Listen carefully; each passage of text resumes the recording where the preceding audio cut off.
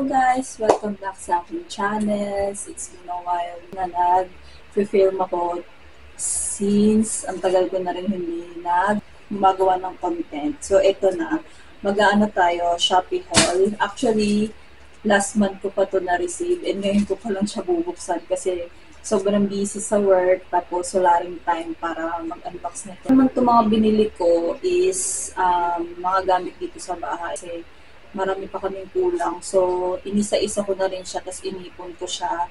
Tapos, ito na, ang dami na niya. Actually, ito ay 1, 2, 3, 4, 5, 6, 7, 9 na parcels. Start na tayo. Let's go!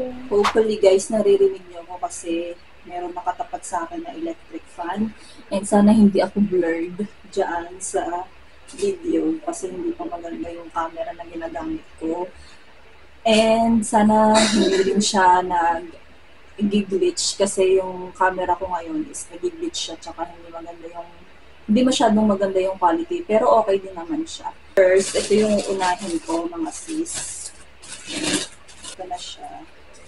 Actually, nakalimutan ko na lang yung mga laman nito.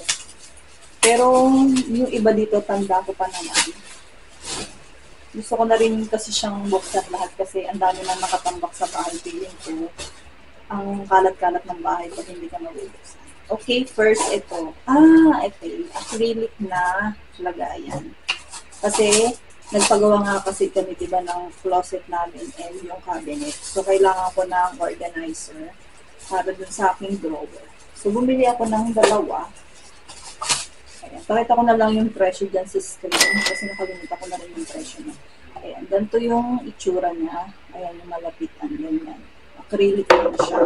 Ang ganda ng quality niya in fairness. Mura lang din ata yung nabili ko dito. Parang 100 plus or less than 100. Ayan. Dalawa yung binili ko. Hindi ko pa siya nasusukat kung ano ba siya. Sakto ba siya or sobra.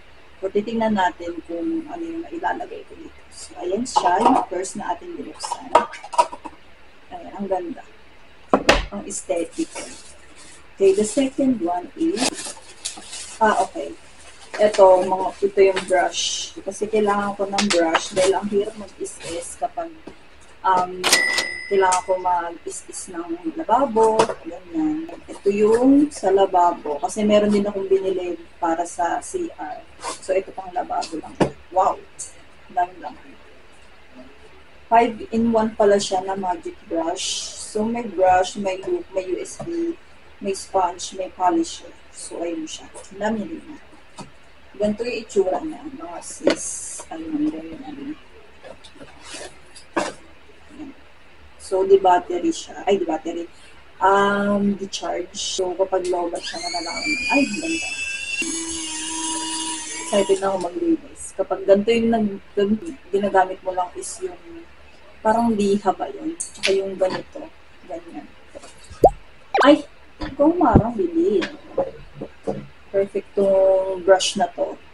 Magagamit ko to. Gamit na gamit ko to. Kailangan ko ng adhesive para meron siyang sabitan doon sa CR namin. Lagay ko muna siya sa box para siya, maganda. Okay, third one is ito. Ay, guys ka dyan. Ito ka. Maharap naman ito lagi sa camera. Okay, ito naman. Ano ba ito? Next is ano ito? Yung drawstring na garbage bag. Kasi kailangan ko rin to kasi nga pagka magbubuhol ako ng basura, hindi na ako mahihirapan. So, ganito na yung mga binibili ko. Yung drawstring garbage bag. Ayan. Sobrang easy lang kasi kapag ganito yung gagamitin ko. 100 pieces na to Lalagay ko na lang yung presyo dyan para hindi na ako mahirapan din mag-scroll pa sa Shopee. Ayan, 2 piraso yung binili ko para hindi ako maubusan. Kasi takot ako maubusan ng basurahan talaga. Lalo na sa kitchen, gusto ko lagi siyang bukod yung yung garbage niya para hindi rin makalat dito sa bahay. Iniwalay ko kasi yung wet na garbage tsaka dun sa dry para hindi rin bulky dun sa basurahan namin sa labas. And every Monday lang kasi yung collecting ng ano dito, basura. So, kailangan ko ng maraming plastics. Pero, pinag-uusapan din naman na dito na every day or kahit at least 3 times a week siya i-collect. Let's move on dito sa ating next parcel. Next one, ito medyo mahal, laki-laki yung balot niya. Okay. Alam mo na. Ito kasi meron na kami sa second floor. Dito sa first floor, wala pa kami. Storage ng tissue. Wait. Ang brand na binibili ko usually is Ecoco. Ayan, ito, itsura niya guys. Ayan. Ang ganda kasi ng quality niya. Medyo pricey siya, pero kasi yung quality yung tinitingin ko. Kaya maganda. Tsaka yung review din niya kasi, ang dami niya magagandang reviews and marami din siyang sold dito. So, bukas, ipapakabit ko to kay asawa para lagayan na rin ako ng tissue. Ito kasi maganda dito. Meron siyang free na adhesive dyan. Ayan. Tapos, hook na ito yung para sa roll na tissue. And then, pwede mo rin dito ilagay yung flat. Tapos, sorry commercial. Dami na umi-extra sa camera tungkol sa ako. Tapos, ito, pwede mo dito rin ilagay yung flat na tissue. So, pwede siya dalawa. Kaya, ganito yung binili ko. Maganda rin naman to. Yun nga lang, wala siyang storage para sa extra tissue. So, nilalagay ko na lang yung extra tissue ko doon sa aming closet. Para pag in case mawalan, at least yun, malalagyan ko na lang ito. So, papakalit ko ito bukas para meron ng nagayon ng tissue. So, kasi yung mga kinakabit-kabit lang, ayun na nagbubutas masyado. Kasi nga, parang ang lakas niyang makasira sa... Pag nakikita mo kasi, pagka binabaklas yung bahay, parang ang sakit niya sa mata. So, ganyan yung binibili namin, yung mga dinidikit lang. Matibay din naman yung ano yan. Ako mag-ano naman yung tissue dito. Next naman is ito. Medyo malaki-laki.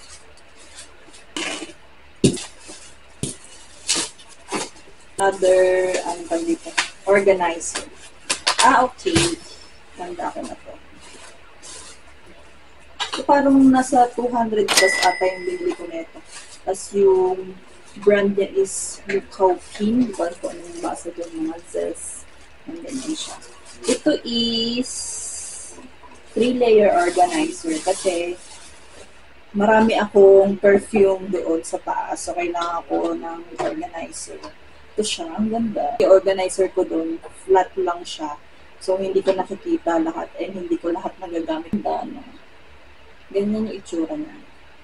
Para siyang hagdan. Diba? At ito, madali na siyang makikita. Okay. Next naman, is ito yung pahaba. Okay. Medyo mahal yung bili ko dito. Sana maganda siya.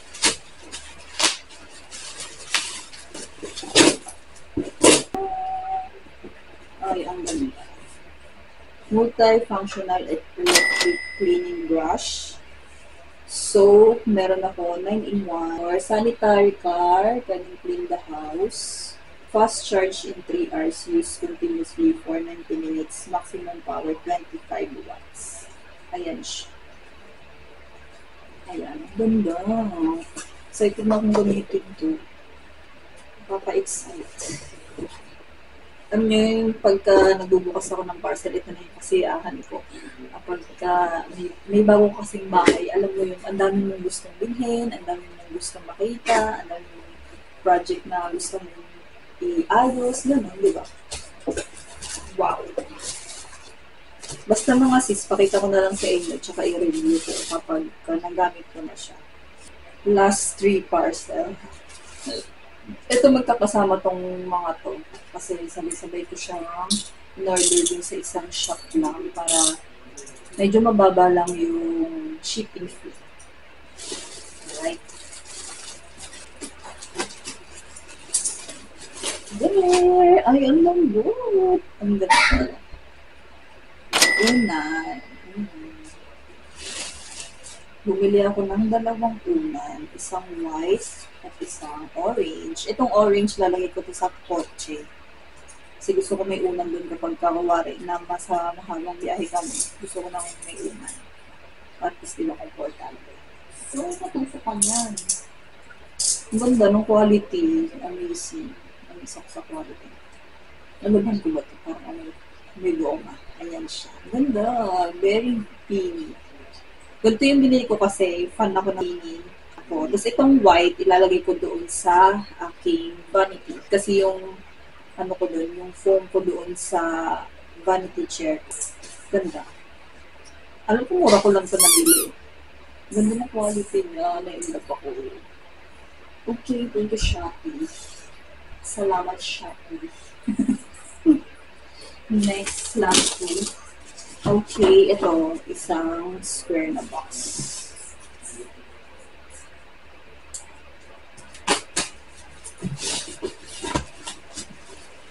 Dalawang box. 1 and 2. Okay. What is this? Corner shelf. Ito siya. 1 and 2. Bumili kasi ako nito dahil yung aming storage, yung shelf namin doon, ano siya, nangangalawang na. So, kailangan ko ng palitan at saka hindi na siya maganda sa mata actually. Ang hirap din kasi kapag ganun, stainless, tapos nababasa siya, nangangalawang. So, bumili ako ng plastic para at least safe. Kasi yung shelf din namin dito sa baba, yung bathroom namin, plastic lang siya. Tsaka, madali din siyang linisin, diba? Yun kasi hindi ko nalilinis talaga. Kapag nabasa, ayun na. Ano na siya? Nangangalawang na. And, yung stainless din kasi na yung binili namin, mura lang siya. Eh, wala kami masyadong budget nung bumili kami. Kaya, nangalawang din siya kagad. Napapalitan ko na siya. Dalawa yung binili ko. Tsaka ito. Ito parang pambikit din ata dito siya. Sana madali lang ito ikabit. Tapos, bumili din ako ng hook. Para yung nangalagayan ako ng, kasi wala kaming masyadong sabitan doon. So, kailangan ko ng pangsabit. Ayan. Tatlo yung binili ko para maraming lagayan. Okay, last one. Tatanggalin ko siguro yung wrap, pero yung box hindi ko na siguro tatanggalin. Pakita ko na lang yung picture dyan sa screen. Kasi medyo malaki-laki ko.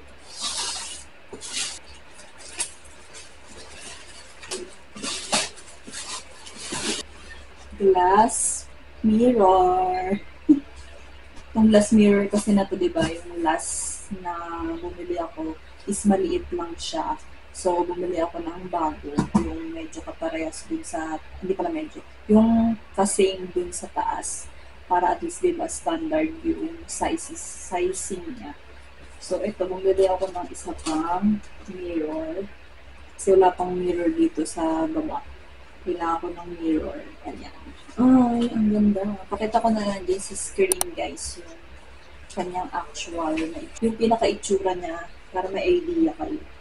Guys, tapos na ang ating haul. Sana nagustuhan nyo ang ating Shopee haul for today. Ang links ng nabili ko, kung interested kayo, ilalagay ko na lang dyan lahat sa description box. So, maraming salamat sa panonood, guys. See you on my next video. Bye!